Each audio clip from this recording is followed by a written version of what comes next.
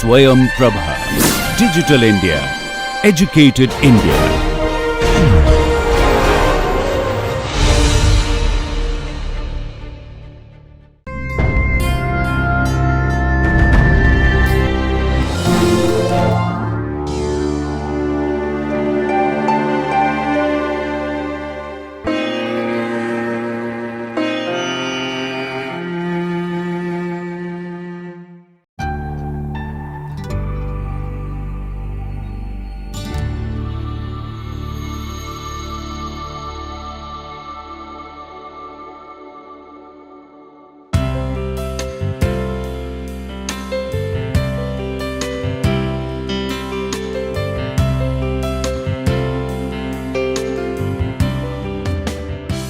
Welcome once again to the NPTEL module on strategic trade and protectionism, theories and empirics, where we have been landed through various issues of international trade, especially the classical theories, and we have already started explaining new classical theories on international trade.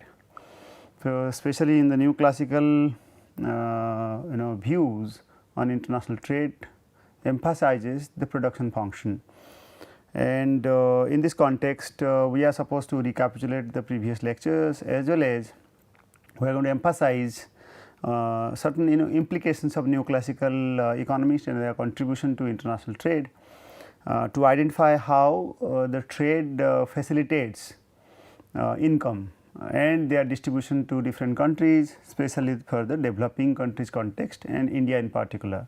So, in this context, this particular class is meant for an extension to the Hexer-Ohlin model called Hexer-Ohlin and Samuelson model, HOS model in trade and its income distribution. So, this is lecture number 13, week number 3rd, where we are explaining the extension of neoclassical model. So, without discussing so much, we already discussed the background of it. So, let us start with the explanation, and we are supposed to recapitulate all the things discussed before. So, myself Dr. Pratap C. Mohanty, faculty member of Department of Humanities and Social Sciences, IIT Roorkee. So, let us have a recapitulation in detail, or in short, not in detail for sure. In short, we have already discussed comparative cost advantage, then we discuss HO model. Let us understand what are the problems with the Ricardian model and why the neoclassical is so important, and especially the neoclassical and HO theory is so important. First one is the neoclassical, they only talked about strong specialization. Okay, so, there was basically no discontinuous adjustment in between. Basically on a diagram, since we followed, or in the classical framework they follow a linear production possibility frontier, the corner solution was the obvious outcome. So, therefore, the there was case of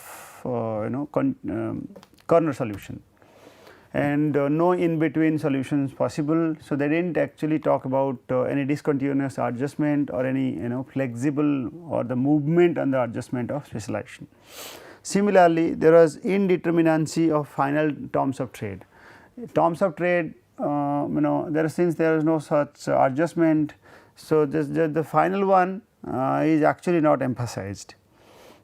So, it is purely a static format as prescribed earlier. We discussed these things in detail earlier. So, you can go back to the slides and check those discussions I have emphasized.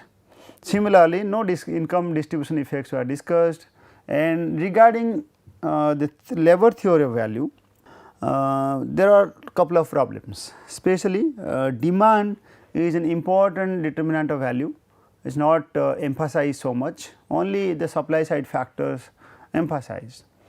Other factors of productions are also important, not discussed to define the labor theory of value. Most importantly, the neoclassical framework is actually based on the increasing opportunity cost principle, which says that your cost of production actually follows an increasing pattern. Every successive unit of production requires little higher marginal cost of production. So, which is quite realistic. Therefore, we boil down to have the production function with concavity on its shape, and they yield a continuous price output relationship, because since it is non-linear, there are too much of change in the pricing and output behavior. So, therefore, it is very important.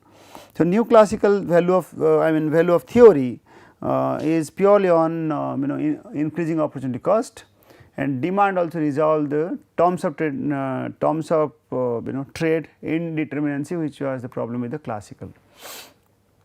Similarly, now if you are adding to the Hexer-Holin model with Samuelson contributions to it, it is on basically Hexer-Holin model were not formalized, and the coverage was not so in detail.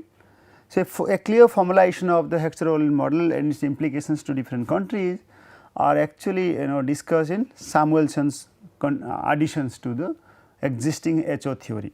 So, therefore, this model is now called after that regime, especially after Samuelson, it is called HOS theory. So, it is mentioned in this heading. So, it is purely Samuelson who pioneered the formalization of trade theory and developed a formal analysis of the HO theory, which I just talked about. And since we are referring to Samuelson here, then is there any kind of changes to the assumptions?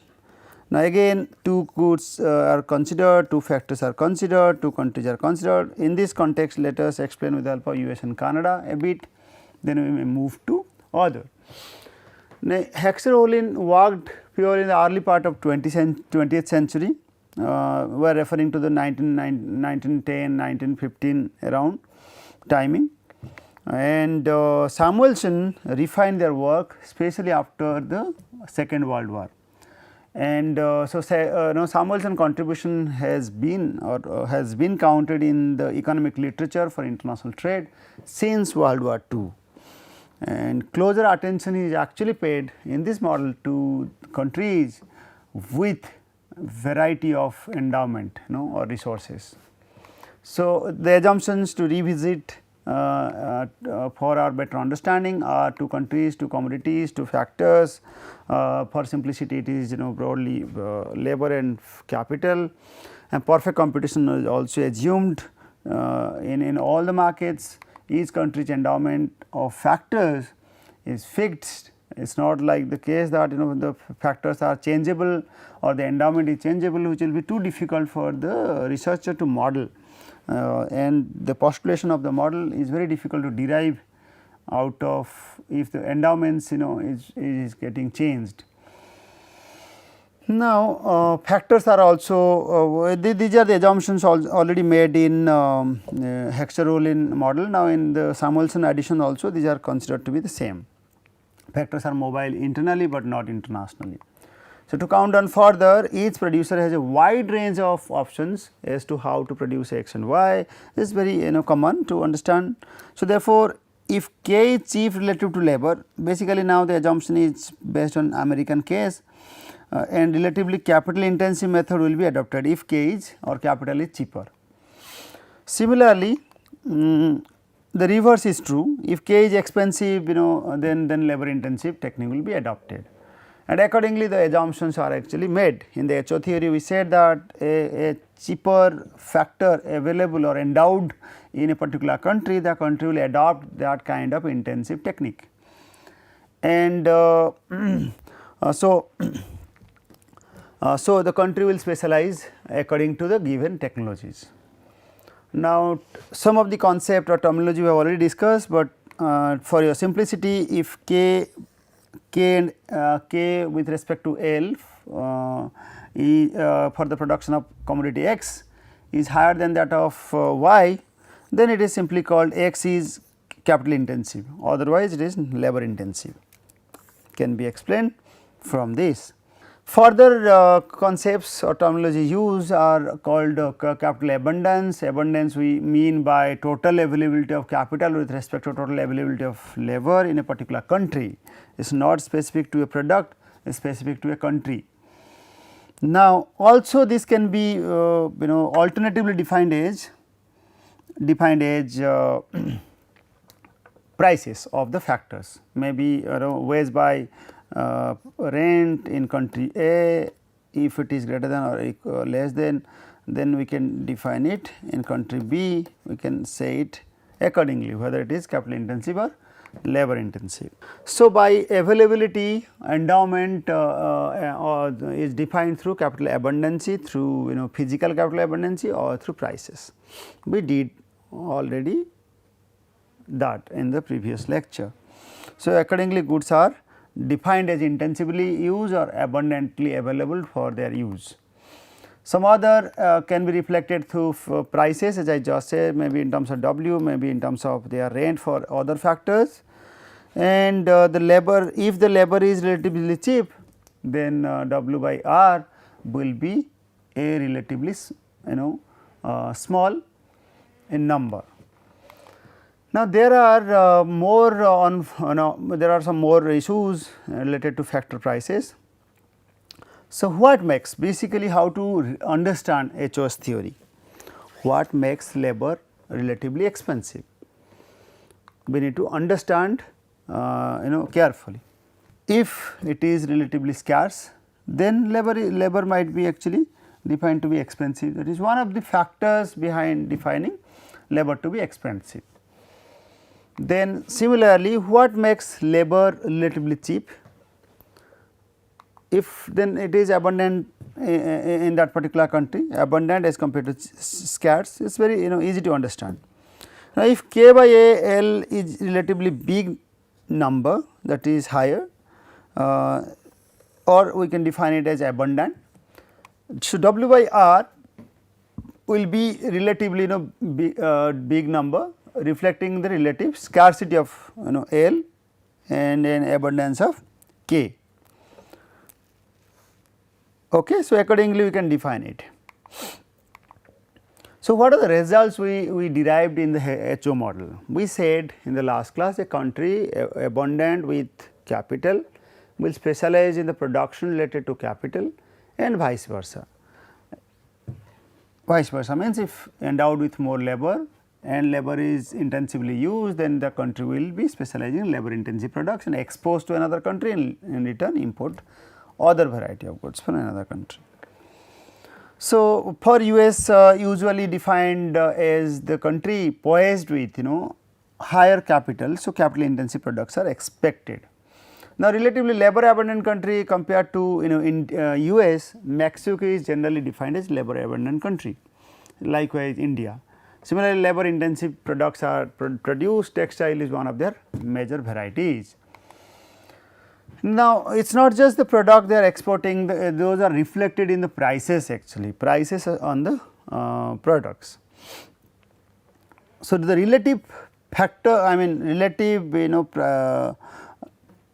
prices of the product that determine the movement of product from one country to another country. Since relative factor and commodity prices move together as countries move from autarky to trade, I have already clarified autarky basically is a closed economy. So, we can look a picture of these two sorts of prices, because whether the factor prices or commodity prices, what really affect the deciding factor behind trade. We also know with the fact that autarky in Mexico, since we considered for the case of Mexico's specialization in labor intensive product. So, textile, T stands for textile here, C stands for clothing. So, price of textile as compared to clothing is lower in Mexico, since they are labor intensive product, and then compared to US. So, Mexico will be happy to export with a specialization, relative specialization in the production of textile products. So, accordingly things are defined, and let us explain this one a bit on with the help of a diagram. So, these are relative prices in the vertical axis. We defined relative prices of textile to that of clothing, and here we are defining their ratio of prices of the factors, that is wage rate to rent, and the prices of factors, now they are upward sloping, the relationship upward sloping. When the relative prices of wage as compared to rent increases, so prices of this also increases. Why is it so? Now there are two facts given. First of all, we divide into two locations. First here, now look at, mark the gap. Now it is corresponding to a certain price level. Higher the wage rate as compared to rent, as compared to the previous one in these two. So higher the wage rate, so higher will be the prices for the textiles. So it is obvious, when this increases, this also increases. So they are positively related. Now as trade commences, when trade starts, we do expect that when the do expect that price of textile is going to fall, and whereas I mean especially in one country it falls and in another country it rises. Why is it so? Initially we said Mexico has higher or labor intensive, it is more labor intensive for the textile products. So usually what happens, since Mexico specialize on textile, so relative prices of textile should be less in Mexico. So price of textile as compared to price of clothing should be less in Mexico. So after trade, what really happens, demand for textile will rise due to the US, due to US demand. So US is more capital intensive and they produce more cloth varieties. So price of textile as compared to PC in US is higher than that of in Mexico. So due to trade, the prices whatever in US, that will be reduced because they are getting better supply from Mexico, and the price which was used to be lesser in Mexico, now due to higher demand, price of PT will start rise. Now this one will start rise, initially this will rise and it will reach to that level, to a certain level where it gets equated with the price ratio in US. Okay. So therefore as trade commences, PT of US, since it is to be higher in US, so it will reduce, for US it will reduce, for Mexico it will rise, and for Mexico it rises. Okay. I think this is pretty clear. Now what really happens, it will rise to some extent where the ratio gets equalized with their factor prices. And why is it so? Because if it keeps on rising till its US prices, then probably US is not going to receive the product from Mexico. So there must be a midway on between in between, which is actually going to be demanded by US, and therefore there will be international equalization of prices. Now this I have already presented the convergence issues in the last class, how the prices of US and or prices of one country with another country will converge. So therefore I mean basically we said earlier in the last class, let me point it out again, price of one, I mean price of X with respect to price of Y should be converged in country A, should be converged to price of X by price of Y with country B. So this is what we discuss. When these converges, this also equated the ratio of their factor prices in country A with ratio of factor prices in country B. So therefore we define this as factor price equalization.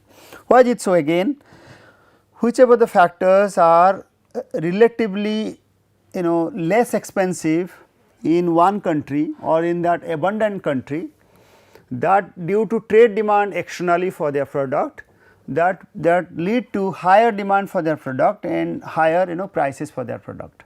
When there is higher demand, higher prices of the product, their factor resources or the factor resources which are engaged for the production of these are also demanded in higher percentage.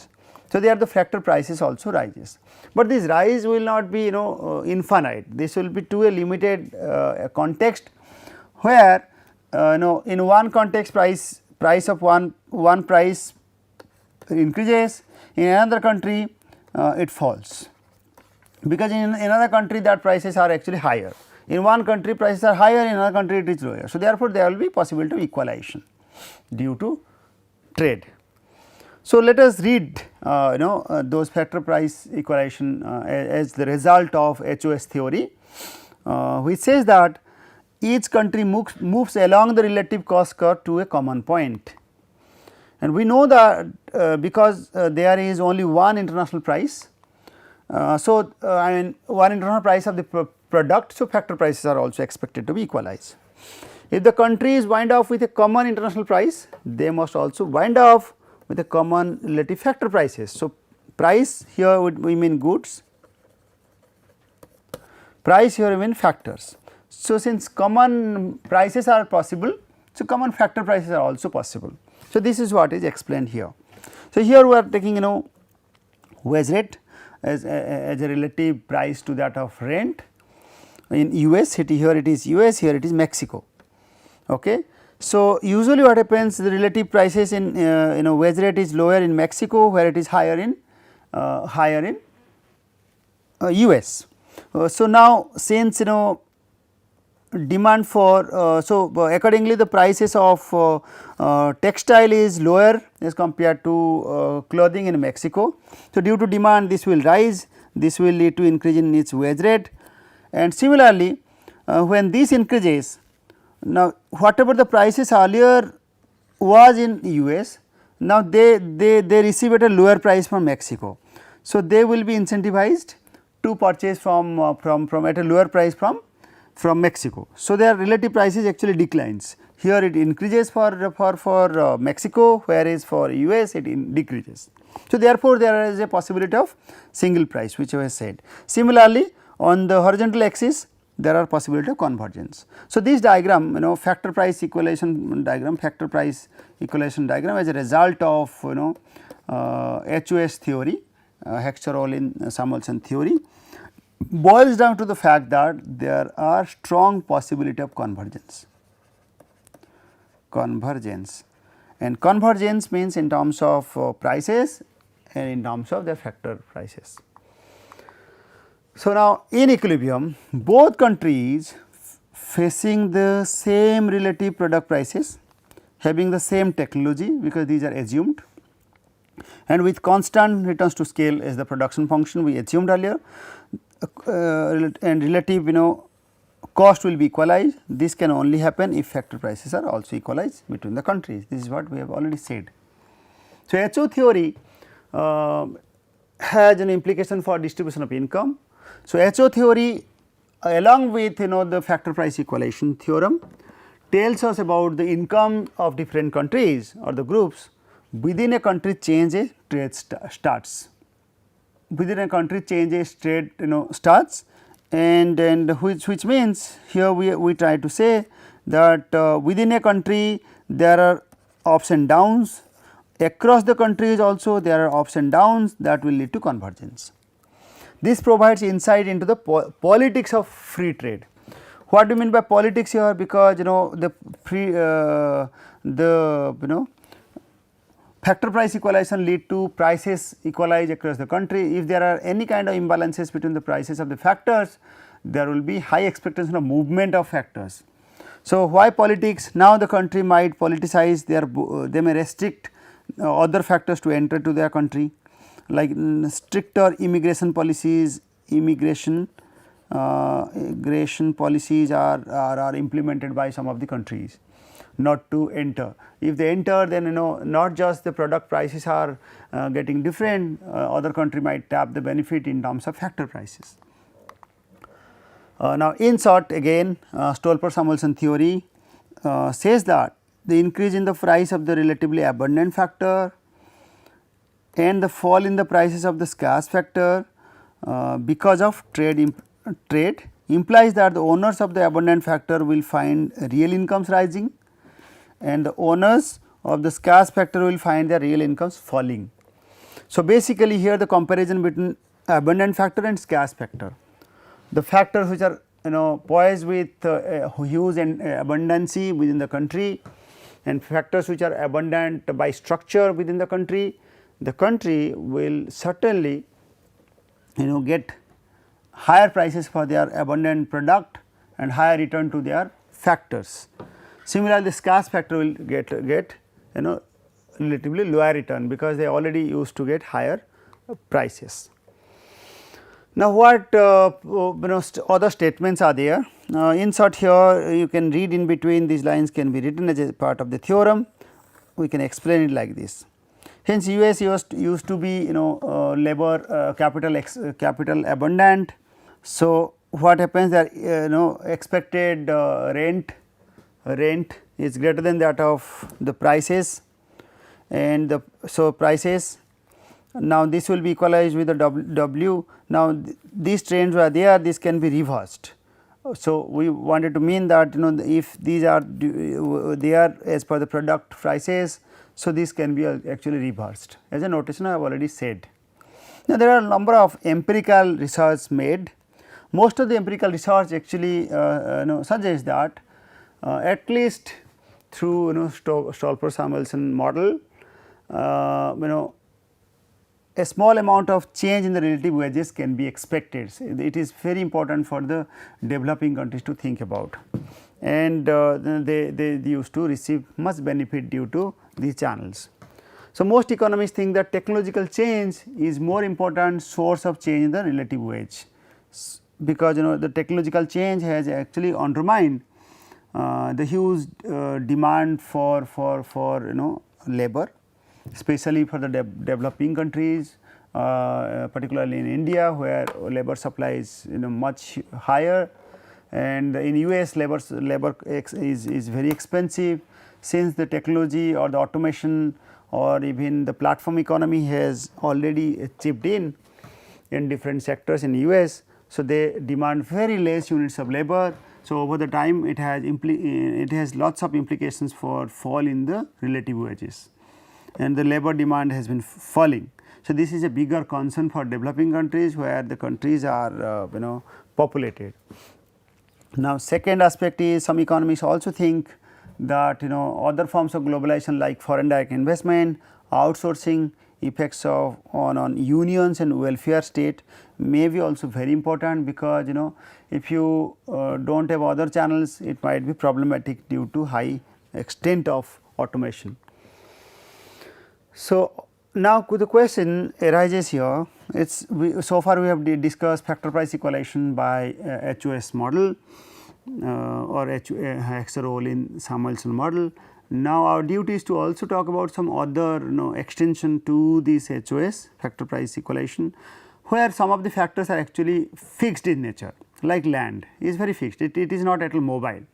So, economists like Haberler, Keynes and Haberler studied very carefully on the factors, but their approach is for the short run. It seems reasonably to assume that virtually all factors of production are immobile. So, especially in the short run, their approach is for the short run. So far we only talked about the long run phenomena, what is going to happen overall, but these economists are very important to refer only because they studied for the purely for the short run. They assume that all the factors are actually immobile in the short run. So, therefore, what could be the impact? Impact to those factors which are quite immobile, especially in the short run. This means that the proportion of the productions are fixed, marginal products are fixed, since their proportions are fixed. If commodity prices are fixed, if commodity prices are fixed, factor payments will be also fixed. If commodity prices are fixed, so this means fixed factor payments will also be fixed. If commodity prices are fixed, factor payment will also be fixed. Okay. So, basically here we mean the payments for the factors are also fixed. We are now saying the factors payment due to international trade, due to HOS model, payments will vary and that will equalize, but actually in reality, especially in the short run, they are not changing. So, if commodity prices price changes, the returns to all factors in an industry change by the same proportion as the price change. So, basically if commodity prices change, it will also change to the industry as an equal proportion. So, the concern here is, if factors are fixed, then it will be too difficult to define, and HOS model may not be fully applied.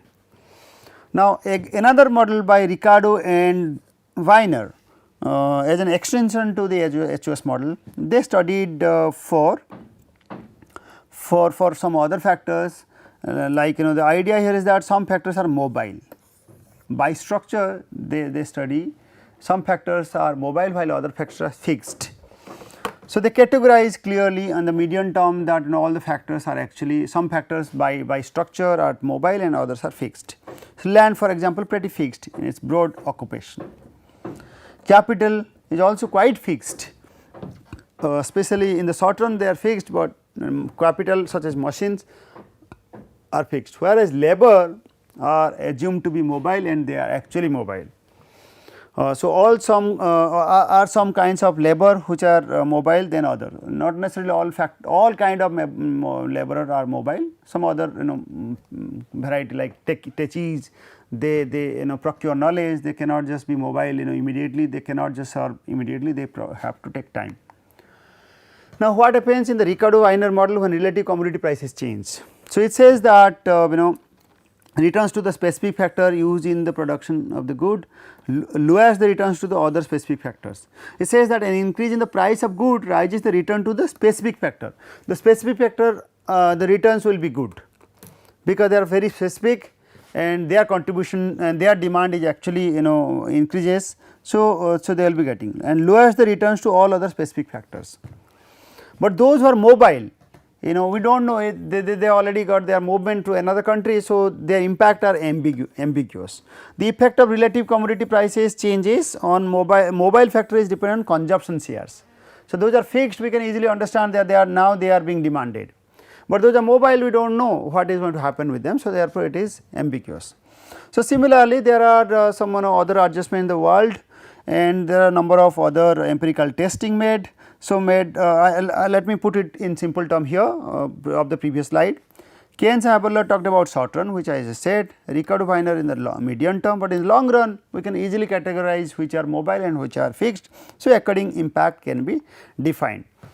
So, static gains from trades are overestimated sometime, and we need to think about also politically on their implication in different countries. So, bottom line here for this particular theory is to the fact that if the factors are actually reversal in nature, like one factor is abundant in one particular industry and if that gets reversed, then the HOS theory is not applied. We will take it forward these things in the next class. This factor intensity reversal will be discussed in detail in the next class, and we will continue from here, basically the comparing HOS and Stoffel-Samuelson in detail from the next class. With this, let me stop here. Thank you.